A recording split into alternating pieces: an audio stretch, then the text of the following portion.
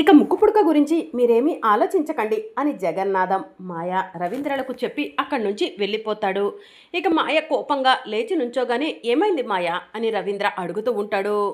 తాతయ్య గారు అలా మాట్లాడుతుంటే నువ్వెందుకు సపోర్ట్ చేయకుండా అలా నుంచొని చూసావు? ముక్కు పుడక ఎప్పటికీ ఆ వేదవతి కుటుంబానికే దక్కాలా? మిగిలిన వాళ్ళకు ఆ హక్కు లేదా? మనం ఎప్పటికీ కూడా ఈ ఊరిలో గెస్ట్లమేనా అని చెప్పి మాయ అడుగుతూ ఉంటుంది. ఆ వేదవతి కుటుంబం ఊరిని పాలించేదవుతుంది. మనమంతా బాధితులం అవుతున్నాము. అలా జరగకూడదు. ముక్కు పుడక మన కుటుంబానికి దక్కితేనే కదా రేపు మన పిల్లలకి గౌరవ మర్యాదలు దక్కేది అని చెప్పి మాయ రవీంద్రను అడుగుతూ ఉంటుంది. నేను నిన్ను పెళ్లి చేసుకుందే ముక్కు పుడకను మీకు దక్కించటం కోసం, కానీ తాతయ్య గారు ఇలా మాట్లాడారేంటి అని మాయ అంటూ ఉంటుంది. మాయ మనం ఆలోచించి మంచి నిర్ణయం తీసుకుందాంలే అని రవీంద్ర అక్కడి నుంచి వెళ్ళిపోతాడు. ముక్కు పుడక మీ కుటుంబానికి దక్కనప్పుడు నేను నిన్ను పెళ్లి చేసుకొని ఎలాంటి ఉపయోగం ఉండదు రవీంద్ర. నేను నీ చేత తాలి కట్టించుకుందే ముక్కు పుడక కోసం, ఈ ఊరిలో ఉండటం కోసం అని చెప్పి మాయ తనలో తాను అనుకుంటూ ఉంటుంది. ఇక మరోవైపు శ్రీకర్, అక్షయ, నిహారిక, కృష్ణబాబు, పెద్దిరాజు, వసంత హాల్లో కూర్చొని ఉంటారు. వేదవతి పాలు కాచుతూ కిచెన్లో ఉంటుంది. ఏది ఏమైనా సరే ఈరోజు అద్భుతం జరిగిందనే అనుకోవాలి. అవని మనందరినీ ఈ పల్లెటూరికి తీసుకొచ్చినందుకు సార్థకం జరిగింది అని పెద్దిరాజు చెప్తూ ఉంటాడు. అవును బావా, అవని అక్షయ ఏదన్నా అనుకున్నారంటే సాధించే వరకు వదిలిపెట్టరు అని చెప్పి శ్రీకర్ అంటూ ఉంటాడు. వేదవతి పాలు కాచుతూ ఇదంతా కూడా వింటూ ఉంటుంది. అప్పుడే అవని పరిగెత్తుకుంటూ బావా బావా అంటూ హాల్లోకి వస్తుంది. ఏమైంది అవని అని శ్రీకర్ అడుగుతూ ఉంటాడు. ఈరోజు ఊరేగింపులో అక్షయ్కు ఎంత దిష్టి తగిలిందో అని ఆ అమ్మవారికి అక్షయ్ క్షేమంగా ఉండాలని నమస్కారం చేసుకొని హారతిస్తుంటే హారతి ఆరిపోయింది బావా అని చెప్పి అవని అంటుంది. దీనికే ఇంతలా అరుస్తూ రావాలా అని నిహారిక అంటుంది. అవనికి ప్రతిదీ కూడా విడ్డూరమేలే అని చెప్పి కృష్ణబాబు అంటాడు. మీరు కాసేపు ఆగండి అని చెప్పి శ్రీకర్ అంటాడు. అవని హారతి ఆరిపోతే ఎందుకు అంతలా కంగారు పడుతున్నావు అని శ్రీకర్ అడుగుతూ ఉంటాడు. బావా, నా కూతురు అక్షయ్కు ఏదైనా జరుగుతుందేమోనని భయంగా ఉంది అని చెప్పి అవని అంటుంది. తన క్షేమం కోరే కదా నేను అమ్మవారికి హారతి ఇచ్చింది, ఆ హారతి ఆరిపోవటం ఏంటి బావా అని అవని అక్షయ్ దగ్గరకు వెళ్ళి అక్షయ్ను హగ్ చేసుకుంటుంది. ఈవిడ గారికి ప్రతిదీ విడ్డూరమే అని వసంత చెప్తూ ఉంటుంది. అప్పుడే ప్రసాదరావు వస్తాడు. అమ్మ అవని, నువ్వు చెప్పిందంతా కూడా విన్నాను. అమ్మ అవని, అక్షయ ఈరోజు గొప్ప విజయమే సాధించింది కదమ్మా. ఊరి వల్ల అందరి నోలల్లో అక్షయ్ పేరు ఉండుంటుంది. అలాంటప్పుడు ఇలానే జరుగుతూ ఉంటాయమ్మా. నువ్వు కంగారు పడాల్సిన అవసరం ఏం లేదు. గతంలో వేదవతి ఇలాంటి గొప్ప గొప్ప పనులు చేసినప్పుడు వేదవతి విషయంలో కూడా ఇలానే జరిగేవి అని చెప్పి ప్రసాదరావు అవనికి చెప్తూ ఉంటాడు. ఏది ఏమైనా నువ్వు తల్లివి కాబట్టి అక్షయ్ విషయంలో భయపడుతున్నావు. అంతలా భయపడాల్సిన విషయం ఏం లేదు అని చెప్పి ప్రసాదరావు చెప్తూ ఉంటాడు. నానా, గతంలో అమ్మకు ఇలాంటివి జరిగాయి అంటున్నావు, అంటే ఇప్పుడు జరగలేదనే కదా అని కృష్ణబాబు అంటాడు. మామయ్య గారు చెప్పేది అదే కదా. అత్తయ్య గారికి ఇప్పుడు గౌరవం దక్కలేదు, అక్షయ్కు గౌరవం దక్కిందని ఇండైరెక్ట్గా అంటున్నారు అని నిహారిక చెప్తూ ఉంటుంది. నానా, నువ్వు ఏది ఏమైనా అమ్మ విషయంలో అలా మాట్లాడటం చాలా తప్పు అని వసంత్ అంటుంది. ఈ మాటలను వేదవతి కిచెన్లో ఉండి వింటూ ఉంటుంది. మీరంతా కాసేపు నోరు మూస్తారా? మీరు మాట్లాడే మాటలు ఎలా ఉన్నాయంటే గన్నులో బుల్లెట్లు లోడ్ చేస్తున్నట్టు అనిపిస్తుంది అని పెద్దిరాజు అంటాడు. కరెక్ట్గా చెప్పారు పెద్దిరాజు గారు. అత్తయ్య మనసులో లేనిపోని అనుమానాలను నింపటమే మా ఉద్దేశం. మీ దృష్టిలో గన్నులో బుల్లెట్లు దింపటం లాంటిది అని చెప్పి నిహారిక తనలో తాను అనుకుంటూ ఉంటుంది. మీలాంటి వాళ్ళు ఎక్కడ ఉన్నా కూడా పచ్చగడ్డి కూడా బగ్గుమంటుంది, అగ్నికి ఆజ్యం పోయమంటే ముందుంటారు అని చెప్పి శ్రీకర్ అంటూ ఉంటాడు. శ్రీకర్, మేము అంటున్న దాంట్లో తప్పేం లేదు. గతంలో వేదవతికి అది దక్కింది ఇది దక్కింది అని మావయ్య అంటున్నారు, కానీ ఇప్పుడు అత్తయ్యకు ఏ గౌరవం దక్కలేదనే కదా ఆయన అంటుంది కూడా. అత్తయ్యకు దక్కాల్సిన గౌరవ మర్యాదలన్నీ కూడా అక్షయ్కు దక్కాయని గొప్పగా చెప్తున్నారు. అదే మేము కూడా మాట్లాడుతున్నాము. మేము అగ్నికేమీ ఆజ్యం పోయట్లేదు, పచ్చగడ్డి మీదేమీ నిప్పు పెట్టట్లేదు అని చెప్పి నిహారిక అంటూ ఉంటుంది.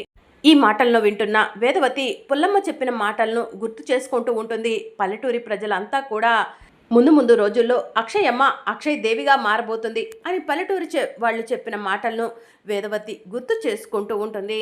ఇక చాలు ఆపుతారా అని చెప్పి శ్రీకర్ అంటూ ఉంటాడు. ఇక అప్పుడే అమ్మ అవని కంగారు పడకు అని చెప్పి ప్రసాదరావు చెప్తూ ఉంటాడు. మావయ్య కంగారు పడకుండా ఎలా ఉంటాను అని చెప్పి అవని అంటుంది. అవని నీ టెన్షన్ పోవాలంటే అక్షయ్కు దిష్టి తీయి అని చెప్పి శ్రీకర్ అంటాడు. అవని ఆలోచిస్తూ ఉంటుంది. ఏం ఆలోచిస్తున్నావు అవని అని శ్రీకర్ అంటూ ఉంటాడు. ఈ ఇంటికి పెద్ద అత్తయ్య, అలాంటి అత్తయ్య చేతుల మీద అక్షయ్కు దిష్టి తీస్తే దిష్టి పోతుంది మోయ అని చెప్పి అవని అంటుంది. సరే అమ్మా, వేద చేతుల మీదే అక్షయ్కు దిష్టి తీపించు, వేద కిచెన్లో ఉన్నట్టుంది చూడుపో అని చెప్పి ప్రసాదరావు అంటాడు. అమ్మా నువ్వు చాలా మంచి నిర్ణయం తీసుకున్నావు, నానమ్మ చెయ్యి చాలా మంచిది, నానమ్మ ఏ పని తలపెట్టినా కూడా విజయవంతం అవుతుంది, వెళ్ళమ్మా వెళ్ళి నానమ్మను తీసుకొనిరా, నానమ్మే నాకు దిష్టి తీస్తుంది అని అక్షయ్ చెప్తూ ఉంటుంది. నాకు దక్కాల్సిన గౌరవ మర్యాదలన్నీ నువ్వు దక్కించుకుంటున్నావు, నాకు రావాల్సిన పేరు ప్రఖ్యాతలన్నీ నీకు వస్తున్నాయి, నువ్వు వేరెడంత లేవు, నా కంటే ఎక్కువ గౌరవ మర్యాదలు పొందుతుంటే నేను చూస్తూ ఊరుకుంటానా, నీలాంటి దానికి నేనెందుకు దిష్టి తీయాలి అని వేదవతి తనలో తానే అనుకుంటుంది. ఇప్పుడు అవని వచ్చి అక్షయ్కు దిష్టి తీయటానికి రమ్మంటుంది. నేను రాను అనలేవను, నాకు తప్పించుకోవడానికి ఏదో ఒక కారణం కావాలి, ఆ కారణం ఏంటి అని వేదవతి ఆలోచిస్తూ ఉంటుంది. అవని వచ్చేలోపు పాలు పొంగుతూ ఉంటే పాలగిన్నెను తీసి పక్కన పెట్టేసి వేదవతి చెయ్యిని స్టవ్ మీద పెడుతుంది. వేదవతి చెయ్యి కాలుతూ ఉంటుంది. అబ్బా అని గట్టిగా అరుస్తూ ఉంటుంది. అవని కిచెన్లోకి వచ్చేసరికి వేదవతి చెయ్యి కాలి ఉంటుంది.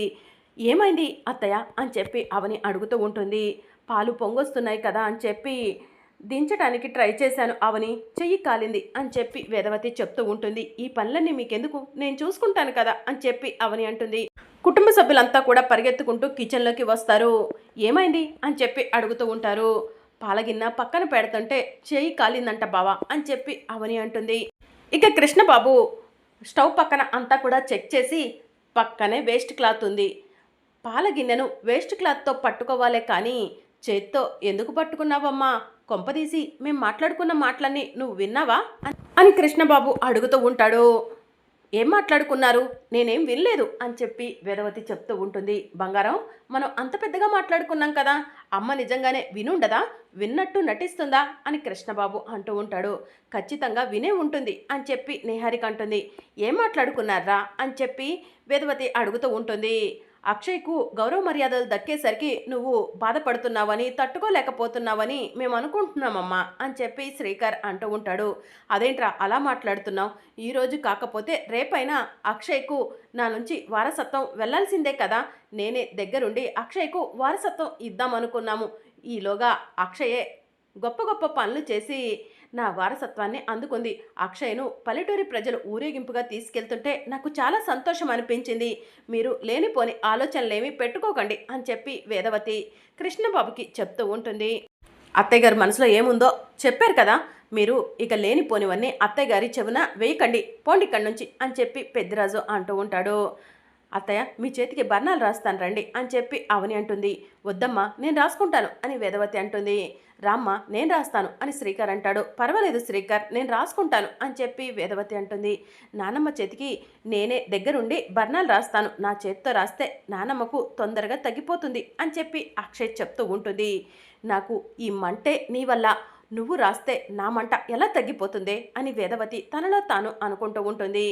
సరే నేను లోపలికి వెళ్తాను అని వేదవతి అక్కడి నుంచి వెళ్ళిపోతుంది. బంగారం అమ్మ కావాలనే చెయ్యి కాల్చుకున్నట్టుంది అని చెప్పి కృష్ణబాబు అంటాడు.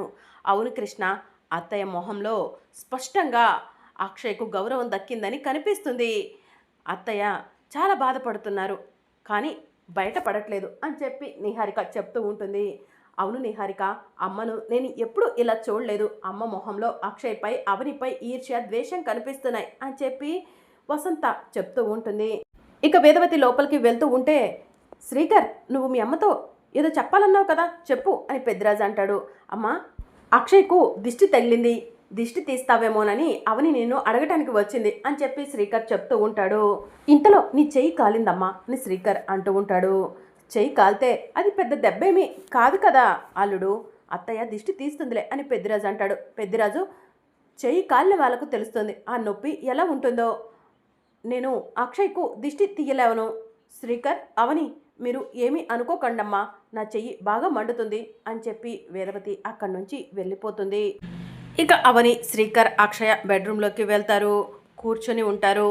అక్షయ్కు అత్త చేతుల మీద దిష్టి తీపిద్దాం అనుకున్నాను, ఇలా జరిగిందేంటి బావా అని చెప్పి అవని అంటుంది. అమ్మా, కంగారు పడకు. నానమ్మ చెయ్యి అనుకోకుండా కాలిపోయింది.